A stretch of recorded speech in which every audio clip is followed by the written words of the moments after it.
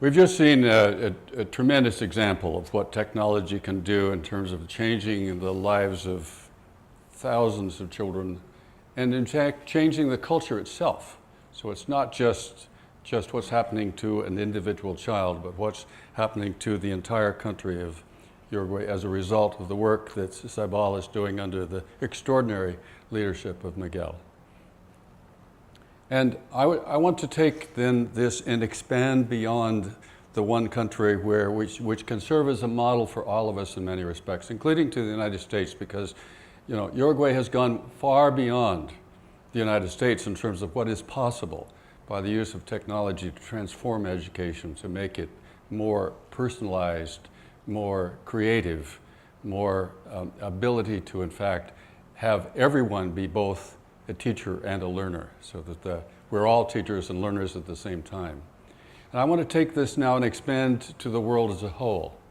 And my basic message is here today is that in fact, more than ever, we as a society require an educated citizenry. This is not an option anymore. We are connected together in a way largely by technology, in a way that has never been possible before, and which brings us all together so that we're all in the same boat, in effect.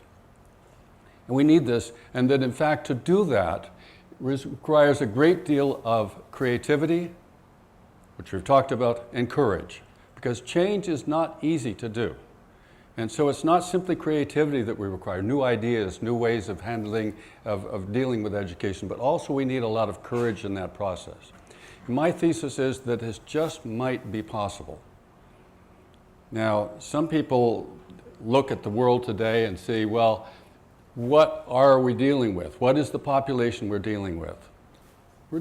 Of the 7 billion people in the world, roughly 2 billion of us are under the age of 15. And less than 200 million of these children of ours under the age of 15 live in the so-called developed world. And Uruguay is one of those developed countries. It's not an underdeveloped country. So what the Open Learning Exchange is focused on is what happens to that 1.8 billion, what happens to that over 90% of the children in the world under the age of 15. What is their future? What will happen there? And most of these are hungry, have little or no schooling, and the question is what goes on, what will be the possibilities for them? Just a couple of weeks ago, I was in the Congo, and I met with a bunch of young children, and Celeste here was one of them. And Celeste came up to me after I met with her, and she said, I want to learn. I want to be able to contribute to my community. How can I do that? What can I do? She asked me. What can she do to make this happen?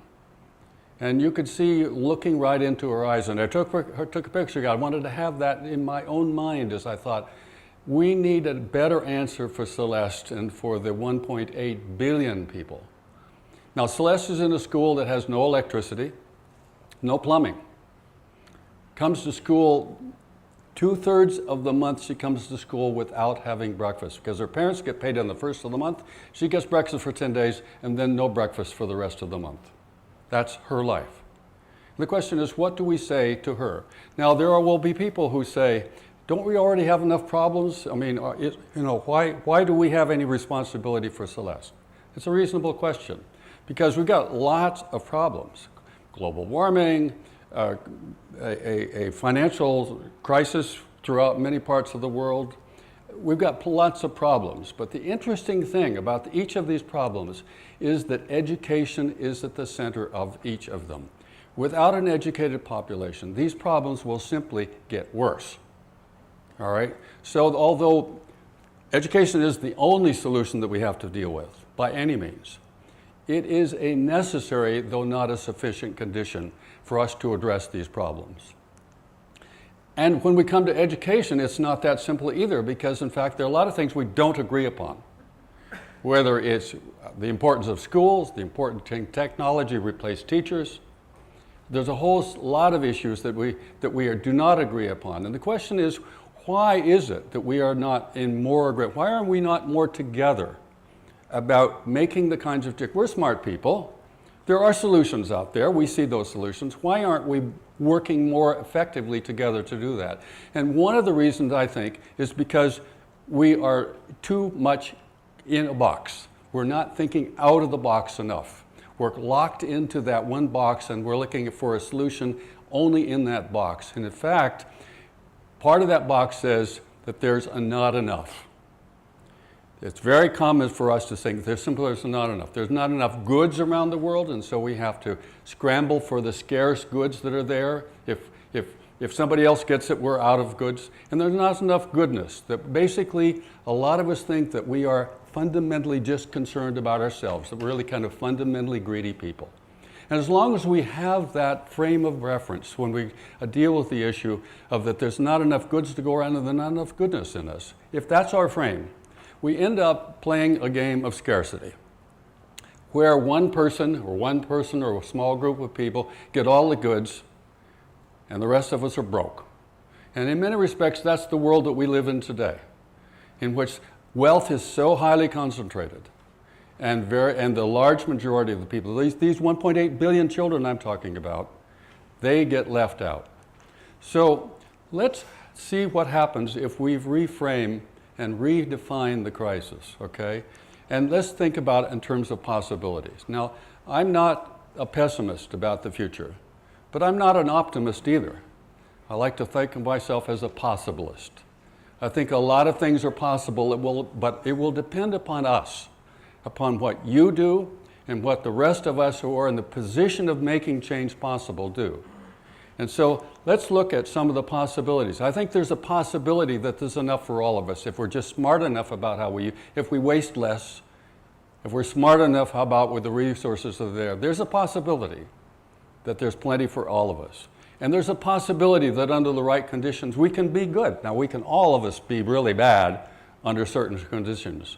But if we create the conditions that lead to the best in us, there's a possibility that can happen, just a possibility.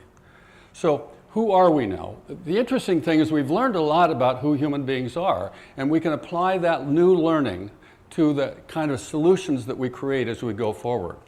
If we look at who we are in terms of our hardwired within that brain of ours, all right? What we know is that there are at least 4 things that are really essential. For a human being to thrive, we have to have a sense of power, a sense that we're able to do things, that we're not helpless. This is a requirement for us to thrive. And you know, there's the old saying, power corrupts and absolute power corrupts absolutely. That's an old saying, you've heard that before. It's only half right. Absolute power does corrupt, absolutely. But power itself can be a very constructive and important thing in our lives if it's well managed and if it's well distributed. Often people think about power as being a kind of a negative thing, you know, and this is often true for women especially, you know, that power is not something that is good. But in fact, we need to rethink the role of power and exercise our power.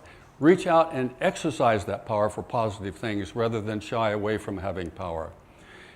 In addition, we have a sense of meaning, that we are people who require a sense that what we're doing has some purpose. You're here because you're exercising your sense of looking for meaning in your own lives, okay? That's a core part of who we are.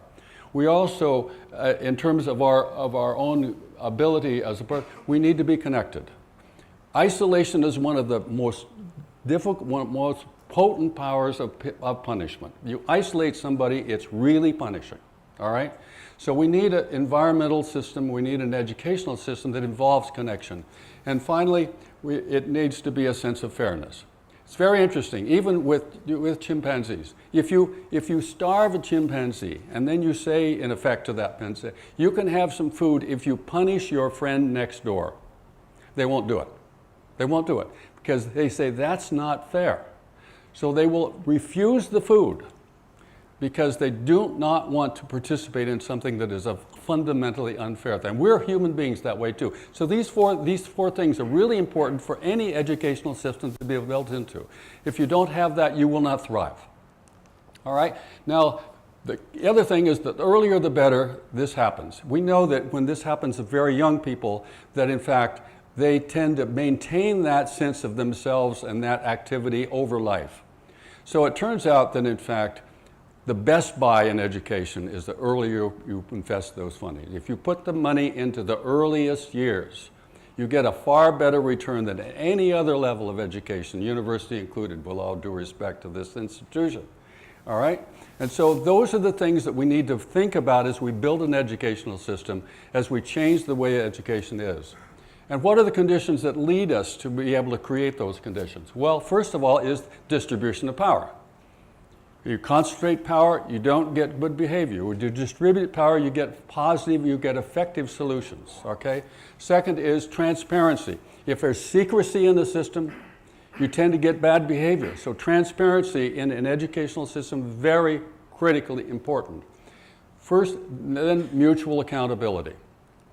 If you're in a situation where you're essentially blaming other people for the problems, then you don't get good solutions. But if you accept your own role, your own responsibility as a part of this problem, and that you have a part of the solution involved in that problem, rather than it being simply externalized, then you get a better, more healthy environment that you're working in. So the bottom line is that the bottom line, right? So the bottom line is that we don't really need to be better people. We need to learn how to create those conditions in our learning environment, and society as a whole, that it'll lead us to have that sense of being able to thrive, by having that sense of empowerment, by having meaning, by having connection and fairness in our lives. That is what we need, and it's possible. It's possible. It's not inevitable, but it's possible. So what does this have to do with education? I think it's pretty straightforward. First of all, education needs to move from that one-to-many, that pyramidal structure that is so common in education today. You have a teacher and you have the learners. We have to move to a many-to-many environment. That's what the internet has taught us. That every one of us, including that 5-year-old, becomes a teacher as well as a learner. And the teacher becomes a learner as well as a teacher. So that we level and we in fact look for the resources that each of us, and draw the resources out of each of us that we have, regardless of our age, regardless of what we bring to the table. Learning, there are 3 things that really are critical for human beings. And I love this. The first is we learn something that has already been known. That's a learning process. It's really important, okay? The second is to discover something that has never been known. It's there, but we discover it's never been known. The third is to create something that has never existed before. Those are the 3 things that education ought to be about. Learning things that have been known. That's important to learn. Discovering things that have never been known, so you add to the body of knowledge. And third is to create something brand new that has never existed before. That's who we are. We thrive when we can do all 3 of those things. The second is to move from exclusion to inclusion. There are too many stop signs in education. Many educational systems are set up so that they're designed to tell virtually everybody at some point that they have failed. They're off the ladder. All right? We need to get rid of the ladder and move from a situation where everyone is learning all the time. It's not something you prepare for life and then you do what you have learned. It's something that is a continuous process throughout life, through all parts of life, not just in schools. And finally, we need to move from one size fits all. That lockstep that Miguel was talking about, they're moving toward personalizing to a much more personalized, individualized learning system. All right? Now, it's easy to say these principles, but if we keep them in mind when we're designing it leads us to the kind of actions that Miguel has been talking about for Uruguay. That's the kind of direction that we need to move in.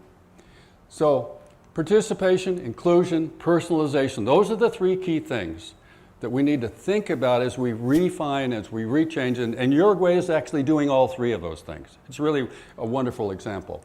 Now, some simple examples of where it's happening. It's not simply, as Miguel has said, it's not simply about simply having a laptop for every child. That's great when you can afford it. But when you're in Nepal with 7 million children and $40 a year as the budget they're spending, we can't wait until they can get all laptops. We have to have other things they can do. And here's one example in Ghana where, in fact, creating a public library in a school that the whole village can use. so that there's an access to the world of knowledge that is available to all of them, using the technology which is to be able to reach an entire village with knowledge, all right? With a solar cell and with offline, doesn't have to be on the internet all the time, that sort of thing. Here in India is where one room, one teacher, multi-level elementary school, no electricity, where in fact every child maintains their own learning ladder, where they go up their own ladder. If they're gone for 2 or 3 weeks, they come back and continue up the ladder. And the teacher is in the role of helping the students help each other learn. There are 12.5 million students in India at elementary level using this system. In Washington, D.C., again, example where simple technology for learning to read, literacy, has moved a class from 10% passing the basic test to almost half of the students in 1 year, all right, by the use of technology creatively to really help people learn. So these are things that are real possible. The important thing is to make sure that the underlying principles that you're applying are in fact applied. Now, all of this is great, and the really missing link, the weak link in all of this is more people like Miguel. More people who are willing to take the courage, be creative, to really move out. And so we've decided at Open Learning Exchange it's important to have a way to create, to train more people in each of these countries around the world. We've identified 100 countries, and we need hundreds in each of these countries. I say 100,000 entrepreneurs for education like Miguel. I want 100,000 Miguels. I want them in every country in the world so that they are creatively creating what they need in their country, what applies to them, what they can do now, so we don't lose another generation or 2 or 3 of children, because we can't afford to do that. So that's a very, very key part of this whole process. And some necessities then, we've got to get out of the box. We have to be systemic in our changes, so we're not creating these little castles, but we're thinking about how do these things scale throughout an entire country, not just for a few kids. It has to be scalable. There has to be grassroots. It has to be owned and treasured by the village itself. It cannot be something imposed from the top down. And it takes time. Easy to bring a new technology and very difficult to make social change, particularly in an established institution like education. So, keep in mind, change is experienced as loss. We need to respect the fact that when we're asking when we're asking teachers to change, it's a painful process.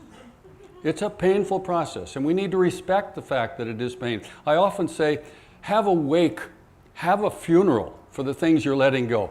Say goodbye to it. Get the people together and have them together enjoy and understand that they are giving up and saying goodbye to something that they have treasured.